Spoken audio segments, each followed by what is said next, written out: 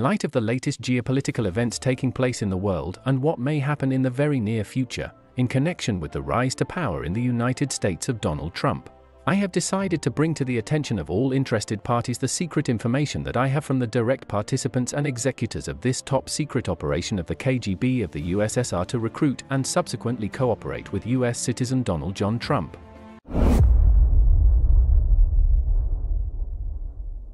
The leaders and high-ranking officers of the KGB of the USSR, as well as the State Security Service of Czechoslovakia, Státní bezpečnost, were involved in this operation. I do not exclude the possibility of participation and supervision by state bodies of the USSR and the Czechoslovak Socialist Republic. The head of the KGB of the USSR Yuri Andropov and his first deputy Semyon Tsvigan were the direct leaders of this secret operation. Army General Tsvigan also supervised the 2nd, 3rd and 5th Directorates of the KGB of the USSR and the main directorate of the border troops of the KGB of the USSR.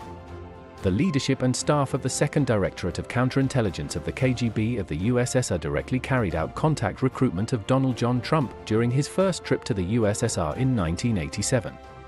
But this recruitment operation, according to the data I have verified, began back in the mid-70s with the direct participation of the leadership of the 1st Main Directorate of the KGB of the USSR, Intelligence, and the State Security Service of Czechoslovakia. In order for interested parties to understand the extent of my access to classified information and sources, and to trust my information, I would like to slightly lift the curtain on my identity.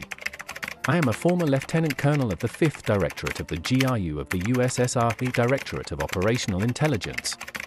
Due to close family ties and complete trust, from February 5, 1982 to July 13, 1987, I was the closest assistant to the Chief of the Main Intelligence Directorate, Deputy Chief of the General Staff of the Armed Forces of the USSR, Army General Pyotr Ivashutin, and due to the nature of my service, I had access to the most secret information of all intelligence and special services of the USSR, as well as the security services of the Warsaw Pact countries. I had to directly communicate with the leadership of the intelligence services of these countries and, on Ivashutin's instructions, delve into and supervise joint operations. At that time, not a single, even the most insignificant operation carried out on the territory of Eastern European countries or on the territory of the rest of the world was possible without the participation of Soviet specialists. All operations involving the special services of these socialist countries were carried out only after coordination with Moscow. The ears and the watchful eye of the big brother of the occupier were sticking out everywhere. And I very often had to be precisely these ears and eyes of Pyotr Ivashutin. I will start with information I received quite recently from a former high-ranking officer of the State Security Service of Czechoslovakia. After the collapse of the USSR and the socialist camp, and after the declaration of independence of the Czech Republic and Slovakia, he became a general of the Office of Foreign Relations and Information, i.e. the Foreign Intelligence of the Czech Republic. Starting his service in Státní bezpečnost, he was directly subordinate to Colonel G. Kudelka, who in the late 60s recruited and subsequently supervised Ivana Marie Zelnkov, the future first wife of Donald John Trump. She was recruited in the highest category in the qualification of secret agent. Such people were recruited for conscious cooperation. Reasons: material benefits, coupons in department stores, financing of expenses, clothing, Western alcohol, etc., better employment options with opportunities to travel around the world. And also, ideological reasons, the fight for socialism, the peace movement, etc. An important addition was communication with representatives of the unfriendly West. It resulted in psychological pressure on the subjects through compromising information, demoralization of the individual, blackmail, etc. Státní bezpečnost used undercover agents in all its departments: intelligence, counterintelligence, security, surveillance, and the intelligence technical department. In intelligence, there were such categories of undercover agents as agent, secret liaison, and ideological collaborator. Cooperation was most often terminated due to the health or death of the employee, his emigration, demotion, etc., but everything depended on the quality of the cooperation. Ivana Marie Zelnkov was born on February 20, 1949, in the city of Gottwald in Moravia. From her youth, she devoted her attention to alpine skiing. According to Ivana herself, she was even a member of the reserve team of Czechoslovakia at the 1972 Winter Olympics. But if this pre-prepared legend worked until the mid-80s, then already in 1989, by the time of the collapse of the Warsaw Pact and its secret intelligence services, the Secretary-General of the Olympic Committee of Czechoslovakia Petr Pomezny began to refute this legend. When journalists asked about Ivana Zelnkov, he replied, "Who is this woman Ivana, and why do journalists continue to ask about her? We have searched and consulted with many people many times, and there is no such girl in our records." It is this remark that makes us look into her biography in more detail. We see a standard scheme used by the special services of the USSR and the Warsaw Pact countries to transfer and legalize their female agents to the countries of the hostile West. This is a fictitious marriage with a foreigner who fell into the networks of these special services due to some offense. From my experience of service in the GRU of the USSR, I claim that we had quite extensive lists of such potential clients for subsequent recruitment in order to later use them in our interests. Zelnkov's example is very typical of the classic pattern of this kind of operation. In 1971, Zelnkov married Austrian ski instructor Alfred Wilkelmeyer. In March 1972, Ivana Wilkelmeyer received Austrian citizenship.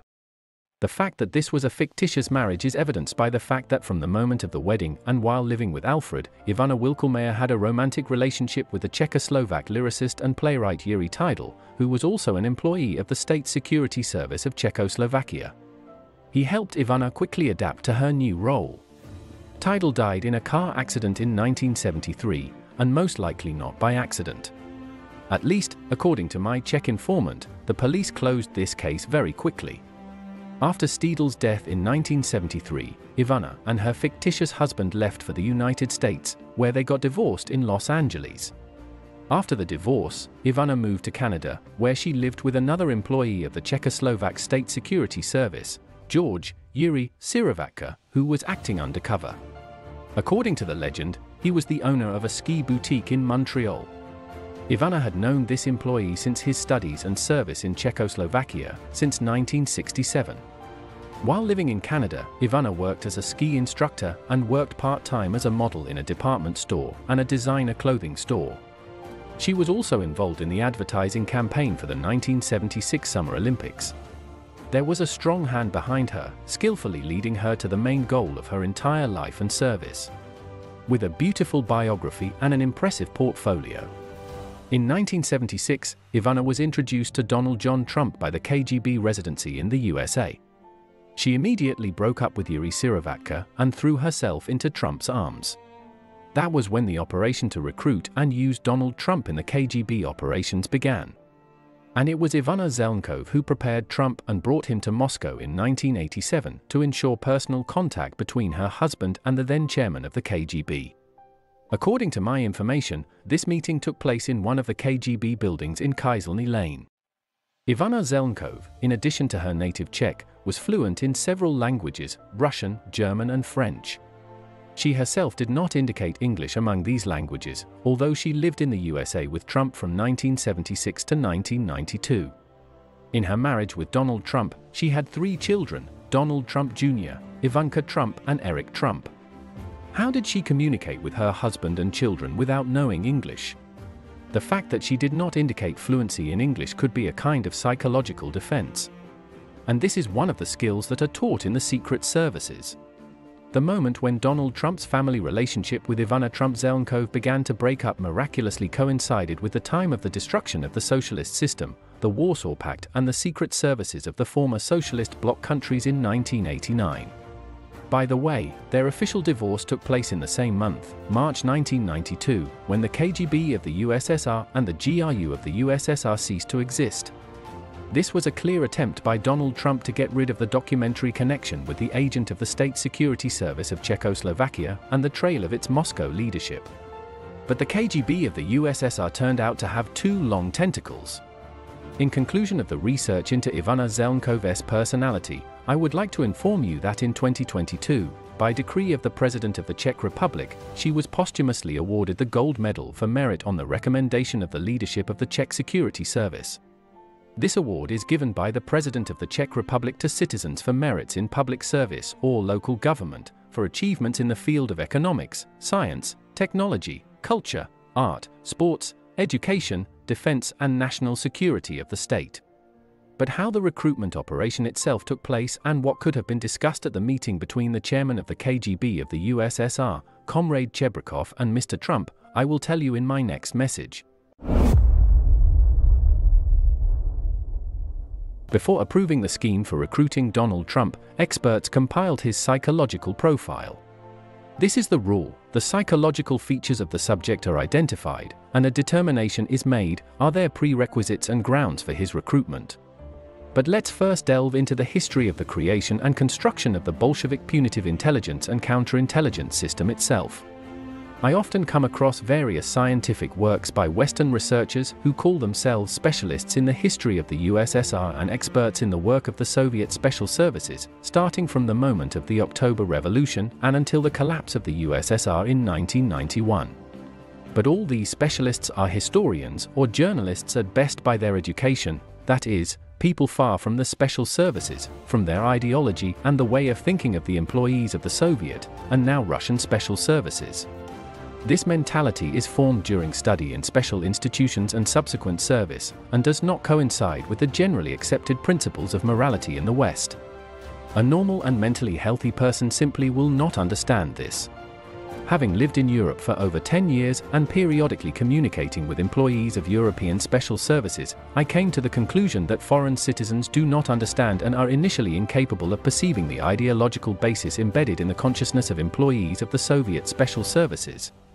It is precisely this misunderstanding and work according to their European moral and ethical templates that does not allow them to effectively counter the active measures of the Soviet, and now Russian, special services.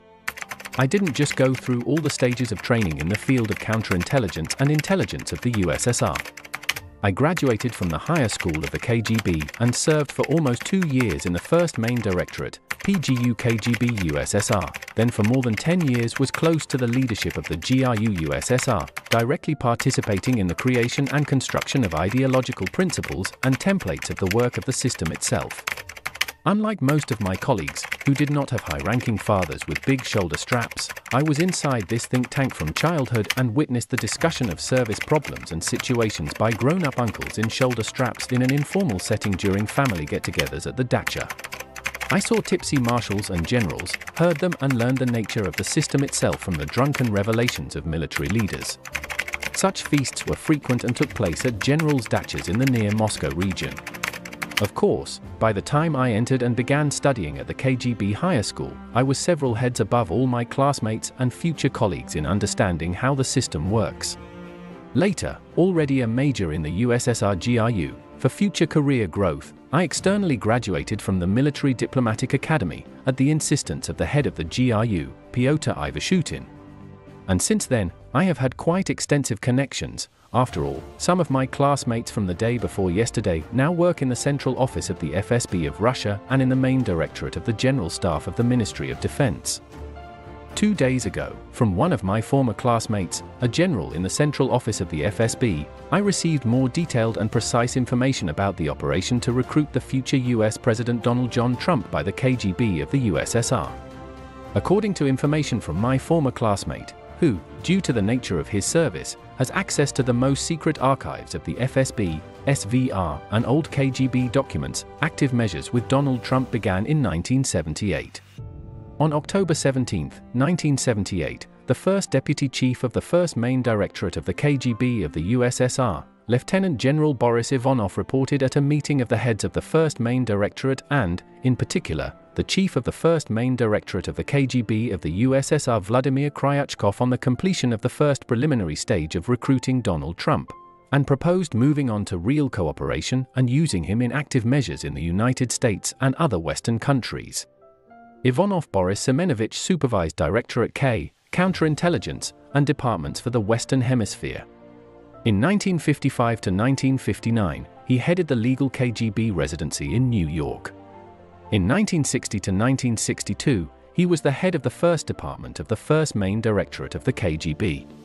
From January 1962 to June 1964, he was a legal KGB resident in the United States, in New York, and went on business trips to Chile, Peru, Argentina, and Cuba. During his missions in the United States, he held the post of advisor to the permanent representative of the USSR to the UN, was an individual member of the Commission on Human Rights and the Subcommission on Prevention of Discrimination and Protection of Minorities of the UN. From March 17, 1979, he became the head of the KGB operational group in Afghanistan. From 1982 to 1987, he was the chief intelligence consultant of the group of consultants to the chairman of the KGB. Now we can assume with 100% certainty that it was Boris Ivanov who directly reported to Andropov and later to Chebrikov about cooperation with Donald Trump. It should be noted that it was Ivanov who in the 1980s was the representative of the KGB of the USSR in the Small Five of the Politburo, an expert foreign policy body that determined the foreign policy of the USSR. He was also the official representative of the USSR in international negotiations on security and cooperation in Europe and the limitation of strategic nuclear weapons. By the way, during the invasion of the USSR troops into Czechoslovakia in 1968, Ivanov was the deputy head of the KGB operational group in Czechoslovakia and practically supervised and directed the joint actions of the USSR KGB and the local Státní bezpečnost service. From that moment on, it was Ivanov who supervised and maintained friendly, trusting ties with the STB leadership. And remembering the primary role of the Czechoslovak special services in this operation, we can easily identify the figure who played the main role in the recruitment of Donald Trump. I have listed Ivanov's positions in such detail to show what great importance the leadership of the USSR KGB and the country's leadership attached to the recruitment of Donald Trump even before the collapse of the USSR. Perhaps the collapse of the USSR was a psychological blow for Trump himself, which ideologically and mentally brings him closer to Putin. After Lieutenant General Ivanov was transferred to a higher management level in 1978, Major General Yuri Ivanovich Drozdov, Deputy Chief of the 1st Main Directorate of the KGB of the USSR, Chief of Directorate S of Illegal Intelligence of the 1st Main Directorate of the KGB of the USSR, who held this position from 1979 to 1991. Took on the figure of Donald Trump in the system of the 1st Main Directorate of the KGB of the USSR. At the same time, at the end of 1979, the Top Secret Service A, Active Measures, was connected to this operation. The employees of this secret service carried out open or secret specific operations, A measures, the purpose of which was to influence certain areas of the political life of countries, their foreign policy, the solution of international problems, to mislead the enemy, undermine and weaken his positions, disrupt his plans, etc. One of the goals of active measures is to influence public opinion in other countries, as well as the actions of individuals, state and public organizations. In the Soviet Union, it was precisely these activities that were carried out by Service A of the 1st Main Directorate of the KGB, which worked in close contact with the International Department of the Central Committee of the CPSU. Since that moment, Donald Trump has received comprehensive support from highly qualified specialists in the areas that are now being carried out before our eyes both in the United States and in the Western world. Most likely, relying on the rich experience of the employees of this secret service and long-standing contact with it, Donald Trump and his entourage created the mega movement to conduct election campaigns in 2016 and 2024, staging assassination attempts and much more with the set of shock content that the whole world has seen in recent months. I understand why Western intelligence agencies could not find an antidote to these active actions, thoroughly developed and carried out by highly professional specialists of this secret service. But let's return to Trump's curators. Leaving for a new position, Lieutenant General Ivanov transferred supervision and all management of this operation to his deputy, Major General Vadim Alexievich Kirpichenko, who later received the rank of Lieutenant General. From 1970 to 1974, Kirpichenko was a resident in Tunisia and Egypt. Then for 5 years, until August 1979, he headed the Illegal Intelligence Department S of the 1st Main Directorate of the KGB of the USSR. He worked with Helen and Peter Kroger, Leontina and Morris Cohen. He led the storming of Armen's palace in 1979. From 1979 to 1991, Kirpichenko was the first deputy head of the 1st Main Directorate of the KGB of the USSR. After Kryachkov was promoted in 1988, Gorbachev demanded that young people be promoted, and 65-year-old Kirpichenko's career growth was cut short. Nevertheless, he continued to serve under Yeltsin, and resigned only in 1997. It should be noted that it was he who headed Directorates S for 5 years, which in 1979 took Donald Trump under its wing and began to help him in active measures. He continued to supervise this operation and secretly manage active measures already in the Foreign Intelligence Service of the Russian Federation. One of Trump's curators was Lazar Lazarovich Matveyev, a legendary figure. He was the head of the Soviet intelligence group in East Germany, represented the USSR in the Ministry of State Security of the GDR. From 1982 to 1989, he held the post of KGB USSR liaison officer for the Dresden district, and in 1982 to 83 was directly subordinate to Viktor Nagayev, the former head of the illegal group of the S Directorate of the KGB of the USSR. And just for information, Lazar Matveyev was Vladimir Putin's immediate superior during the Dresden period. In this message, I focused on the moment of the preparatory part of the recruitment and the beginning of active measures to work with Donald Trump. I also identified the interested parties and high-ranking officers involved in the development of the subject. All of them, one might say, are legends of the first main directorate of the KGB of the USSR. Can you imagine how important this operation was for the KGB and the leadership of the USSR, since they, together with the State Security Service of Czechoslovakia, threw their best personnel into its implementation? In my next message, I will talk about the tasks that were assigned to Donald Trump by the leaders of the KGB of the USSR, and also publicized the very active events in which Donald Trump personally took part.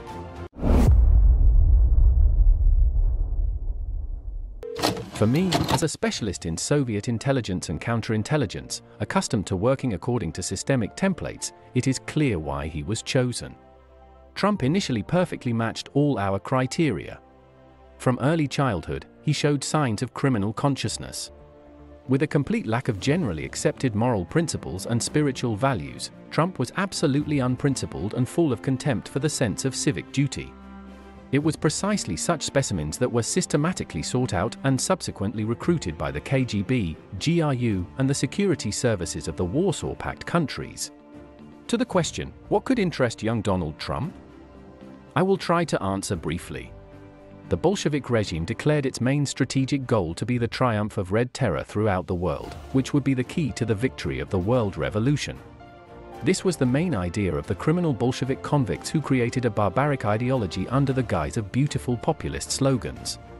All over the world they sought out marginal and unprincipled individuals who were ready to cooperate with the GPU, NKVD, KGB, and now the FSB, despite their own acts of treason. Among historical figures, these include Karl Liebknecht and Rosa Luxemburg, Palmiro Togliatti and Ernst Thälmann, Dolores Ibárruri and Mao Zedong, Kim Il-sung, and many others who succumbed to the ideological handouts of the Bolsheviks under the mythological source of world revolution. All of them became traitors to their countries and their peoples. Donald Trump can be included in this list of traitors and moral freaks.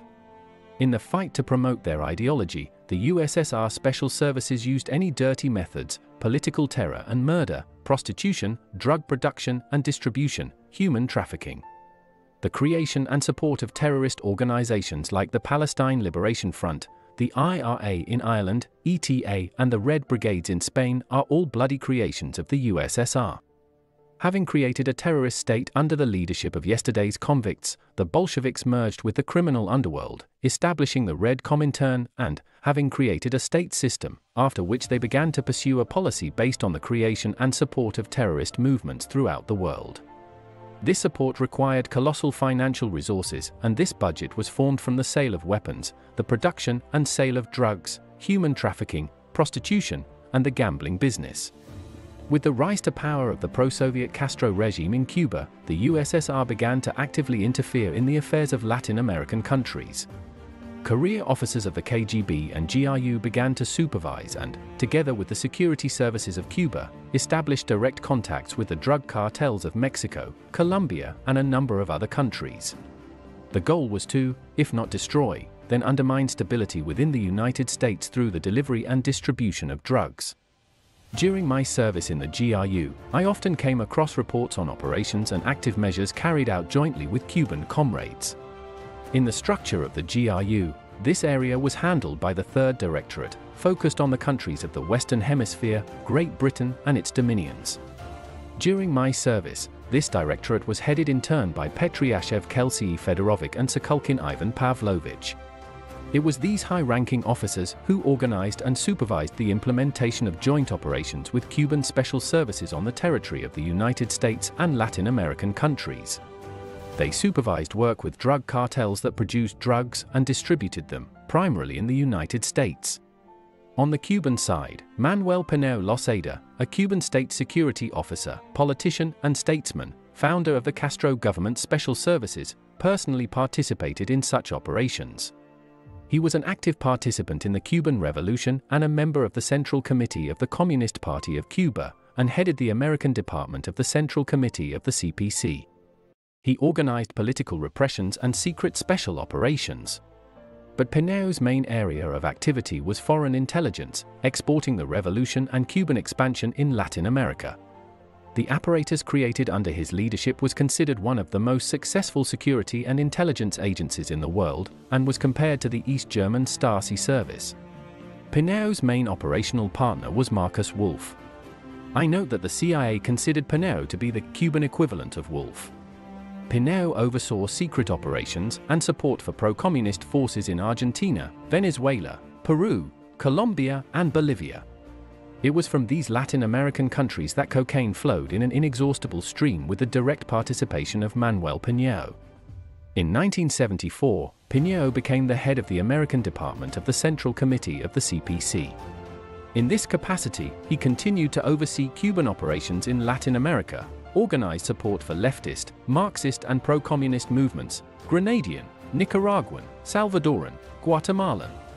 He was in charge of intelligence and political activities in the United States, disintegration actions in Cuban political emigrant organizations.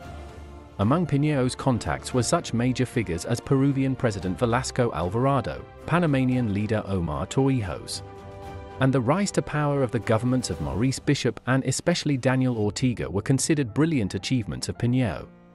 Why did I pay such special attention to this topic in my post about Trump? Because the purpose of recruiting Donald Trump is inextricably linked to the production and distribution of drugs in the United States and other countries of the Western Hemisphere. The profits from the production and distribution of drugs had to be legalized. Until the mid-70s, this was relatively easy. After all, international control over financial transactions had not yet been established, and the profits received from criminal activity were easily legalized by the Soviet special services and their Cuban colleagues, after which they were directed to support terrorist revolutionary organizations and movements in Western countries. But in the late 70s, laundering became problematic, the risks increased, and it was necessary to look for a legal or at least semi-legal way to launder money received from criminal business. According to my information received from my superior, the head of the USSR GRU, Army General Pyotr Ivashutin, and the head of the 5th Directorate of Operational Intelligence, Lieutenant General Konstantin Tkachenko, our special services were intensively searching for owners of companies associated with the construction and gambling businesses, with large trading companies with chain stores. They were also looking in other areas. They were interested in firms and companies capable of officially passing huge amounts of cash through their structures. These searches were carried out in the USA by employees of the First Department of the KGB First Chief Directorate. However, according to my superiors, our employees failed to find and recruit such owners of large businesses in the USA. But the First Chief Directorate, together with the State Security Service of Czechoslovakia, was more fortunate in this direction. They managed to recruit and involve American businessman Donald Trump in their active activities. Now it is time to move on to a more detailed examination of the participation of Agent Trump in the active activities of the First Chief Directorate. If we analyze the financial ups and downs of his companies, then starting from 1976, from the moment of the beginning of recruitment, these periods will surprisingly coincide with the successes and failures of the Bolshevik system itself.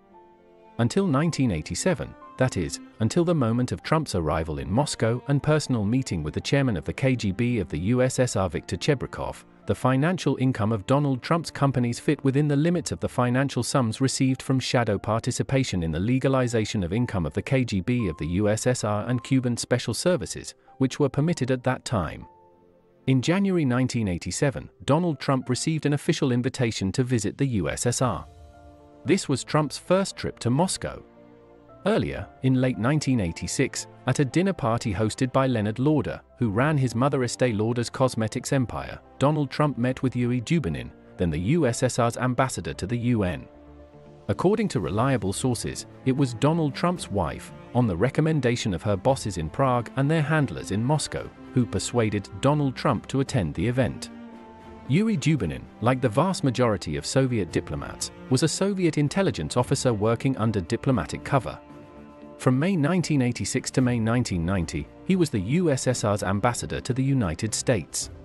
Please note, the dates of Dubinin's transfer to the USA and the time of his work strangely coincide with the preparation for Donald Trump's arrival in Moscow and the monitoring of his actions after the meeting with KGB chairman Chebrikov. But there are no coincidences among intelligence agencies. Dubinin's appointment to the post of the USSR permanent representative to the UN, to the Security Council for a period of 2.5 months, was a cover operation for further actions in the final stage of the operation. And judging by these actions, the leadership of the KGB of the USSR desperately needed a personal meeting with Trump. To officially cover his trip to the USSR in January 1987, Trump received an invitation from the State Committee for Foreign Tourism, which was one of the main mechanisms in the official espionage activities in the KGB of the USSR. By July 1987, his meeting with the chairman of the KGB of the USSR Chebrikov was fully prepared. From my own experience, I know that the preparation of such personal meetings of foreign citizens with the leadership of the USSR intelligence services took at least 6 months. But this meeting was prepared in an accelerated mode. What was the task facing the KGB leadership? With Gorbachev's rise to power in the USSR, a course was set for perestroika, including the normalization of relations with hostile Western countries. To solve such problems, it was necessary to change the face and internal appearance of the system in the eyes of potential Western partners. To achieve their goals, the Chekists always relied on bribery and recruitment of high-ranking officials, but such active measures required completely different amounts of money. This is no longer just shadow support for terrorist organizations, here is a qualitatively different budget. Over the course of 9 years of close cooperation with Donald Trump, the leadership of the KGB of the USSR became convinced of his reliability and finally decided to entrust him with very substantial sums.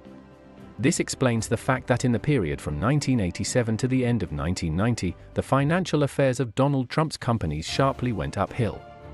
During this time, his capital miraculously increased by $375 million. This was a colossal surge, not seen before. The magic of the genius of a successful businessman dissipates if you understand how the secret springs of the special services work. And 6 official bankruptcies in the following years speak for themselves. In 1989, the political and military alliance uniting the pro-Soviet countries of Eastern Europe completely collapsed. One of the first to cease to exist was the State Security Service of Czechoslovakia. Donald Trump and his companion Ivana Zelnkov saw their chance to get rid of each other and at the same time get out from under the control of their curators from Prague and Moscow. The official reason for their breakup seems naive. Professional intelligence officer Ivana Zelnichkova, with the psychology of an escort acquired during her service, simply could not get jealous of Trump, having caught him with his mistress in the hotel corridor. So this breakup was truly mutually beneficial. By the way, they divorced in March 1992, and it was in this month that the KGB and the first main directorate of the KGB of the USSR ceased to exist. It should be noted that Statny Bezpanost finally disappeared in early 1990, but the KGB controlled its agent until March 1992, monitoring the movement of funds allocated to him. However, since 1990, this grip also began to weaken, especially after the recall of Trump's curator Yuri Dubinin from Washington. This was a lucky chance. And Trump, relying on his criminal psychology, decided to quietly forget about the Lubyanka money. But it didn't help him. The decline of his financial prosperity coincided with the collapse of the USSR, and from the end of 1990 until the end of 1996, his business entered a deep crisis. But it also miraculously ended in 1997, after Donald Trump's second visit to Moscow in 1996 and his personal meeting with the leadership of the FSB of Russia, which inherited the dirt on Donald Trump. Alas, his attempt to jump off was not successful. In post-Soviet Russia, the new leadership of the country and the FSB have new geopolitical tasks. other than schemes for legalizing money received from the production and sale of drugs and bribing officials in the United States and Western countries. And this was already pulling Donald Trump to the electric chair. The new tasks set before Trump by the leadership of the FSB of Russia, in their nature and scale, do not compare with his previous crimes. And I will tell about Trump's active measures under the leadership of his new bosses in the final part of the message.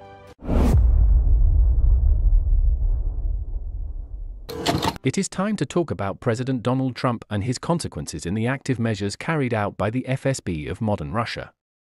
As I have already reported, in March 1992, Trump got off the hook of the KGB of the USSR, as if forgetting about the Soviet money allocated to him as a result of a personal meeting in Moscow with some KGB of the USSR Viktor Chebrikov. After consulting with my reliable specialists from the then leadership of the KGB of the USSR, I am ready to state that the money was intended to pay for services to high-ranking persons in London in US circles and for more effective implementation of active measures in the territory of the USA and other countries of the Western Hemisphere. After the collapse of the USSR and the emergence of the liquidation of the KGB of the USSR and other special services in the countries of the Eastern Agreement, Trump considered that he had been forgotten. But he was disappointed. In early November 1996, at the invitation of the first efficiency of the Prime Minister of the Moscow government, the head of the Complex of Perspective Development Vladimirovich, Trump came to Moscow. He arrived accompanied by representatives of the American company U.S. Tobacco, together with which it is planned to build in the elite residential room of Moscow a complex for foreign businessmen. In fact, it was a good bait prepared by the FSB of Russia to restore cooperation and to begin work already with the new leadership of the FSB and SVR. According to my information, control over the implementation of further cooperation with Donald Trump was assigned to the first impact of the Foreign Intelligence Service of the Russian Federation, Colonel General Alexei Shcherbakov. Shcherbakov Alexei Anatolievich worked in the PGU system of the KGB of the USSR since 1964. Graduated from intelligence school. Worked in Belgium, was twice experienced in business trips to India. He went from a junior operative to the first influence of the director of the SVR. During this visit, Trump met with Shcherbakov. But to create closer contact and detailed discussion of further cooperation, Trump returned to once again, in December 1996. For cover, the main goals of the visit were with the first Deputy Prime Minister of the Moscow government Vladimir Rezin. The main topic of discussion was the project of the residential complex Trump Tower. According to my reliable source, Donald Trump and Alexei Shcherbakov spent 2 days in a separate office, specially prepared for these purposes in the building of the Moscow City Hall. At the insistence of the SVR leadership, in order to better cover up such cooperation and Trump's more frequent visits to Moscow, the mayor's office proposed several construction projects. For example, the reconstruction of the Moscow and Russia hotels, the possibility of Trump's participation in the construction of the world's largest children's entertainment center called Miracle Park, on which Moscow Mayor Luzkov's friend, sculptor Zurab Tsereteli, worked. According to American media, Trump offered the sculptor his plan to create a huge, the size of the Statue of Liberty, monument to Christopher Columbus in Manhattan. These projects were widely covered in the Russian and American press. But not a single, even the smallest construction project involving Donald Trump's companies in Moscow was ever implemented. Simply initially, these were just well-prepared cover operations in order to initially be able to remove any suspicion from the U.S. intelligence services regarding such frequent trips and public communication. The Russian intelligence services initially tried to protect their valuable agent during such trips, adding a financial interest to him. One of the manifestations of payment for the services of such cooperation with the SVR was an event held in November 2013. Then Donald Trump organized the Miss Universe Beauty Contest in Moscow, co-owner of which he was from 1996 to 2015 together with the NBC television company. For its holding in the Moscow Crocus City Hall, Trump, according to media reports, received $14 million from the entrepreneur and owner of the Crocus Group Aras Agalarov and other investors. According to the data received from my informant, the lion's share of this money came from the SVR, and possibly from Russian President Vladimir Putin himself. I can assume that Donald Trump knew who the main source of the sum that came to him was. It was decent, considering that Trump once purchased the estate in Mar-a-Lago for $5 million. Or a little more. Trump was increasingly hooked by the Russian special services. The strategic geopolitical tasks that were set before him during the Miss Universe contest in 2013 exceeded all possible fantasies of Vladimir Putin himself. In my opinion, these $14 million were a small advance for future actions on the part of the KGB FSB agent Donald Trump. It was then that he was set with the strategic task of going into politics and trying to take the seat of the US president. Moscow constantly came to the rescue, promptly solving the financial problems of the great businessman during 6 bankruptcies of the companies belonging to him. Former employees of the AIA Directorate of the PGU KGB of the USSR surrounded him with their care and help from the moment of their cooperation back in 1978. And I am sure that some of them are still present in his entourage. I see signs of the use of patterns and skills embedded in me, among others, which were used by us, employees of the Soviet Special Services, during active measures. After all, it is impossible to hide the knowledge and skills obtained from common teachers and a special style. I will not focus on the 2016 election campaign and the obvious participation of specialists from the AIA Directorate in it, using dirty political technology methods against Hillary Clinton in the interests of Trump. However, I will dwell on the personal meeting of US President Trump with Putin during the Russia-US summit on July 16, 2018 in Helsinki. During a personal conversation with Putin in a face-to-face format, Donald Trump violated the US security law by refusing the mandatory presence of an American interpreter during the conversation in such cases. I emphasize, this is a mandatory procedure established by law. Perhaps Donald Trump had something to hide from his employee. However, it was after this personal meeting that Donald Trump came out to journalists psychologically depressed. And on the contrary, his vis-à-vis Putin demonstrated the elevated mood of a winner and master of the situation. The second point I want to focus on is the staging of an assassination attempt on US presidential candidate Trump. This spectacle took place on July 13, 2024, when a shooting occurred during a campaign rally in Butler, Pennsylvania. I am qualified to discuss this event from a professional point of view, since, as a young junior officer, I received specialized sniper training. Alas, I had to use these skills during short-term deployments to Afghanistan in 1984–86. Therefore, as a professional sniper, I could analyze this entire spectacle in detail. But for now, I will focus your attention on the personality of one young woman who was the only female guard of Donald Trump at that moment. In some of the footage of the assassination attempt, this female security guard is clearly visible. She, who is short in comparison to Trump himself, tries to cover him from the front, from the most dangerous direction of fire. Moreover, she leaves his entire head and even part of his chest open for a subsequent shot. Any professional will tell you that this is an initially incorrect distribution of roles in Trump's security system in the event of such situations. Why did this become possible? Because she was Donald Trump's only personal bodyguard, unlike all the other male guards from the government agency. And I am inclined to assume that she was aware that this assassination attempt was staged. And now directly about Trump's savior. This young woman is Russian. She comes from the small town of Ryazsk in the Ryazan region. In the late 2000s, it was part of the security service of Serebryansky Cement Plant LLC, which is part of the Basel Cement holding. The chairman of the supervisory board and founder of Basic Element is the Russian oligarch Oleg Deripaska, a billionaire, head of the merged company Rusal and EN Plus Group. In 2001, the security service of Basic Element was headed by the former head of the Counterintelligence Department and former deputy director of the FSB, Colonel General Valery Pavlovich Pochenkin.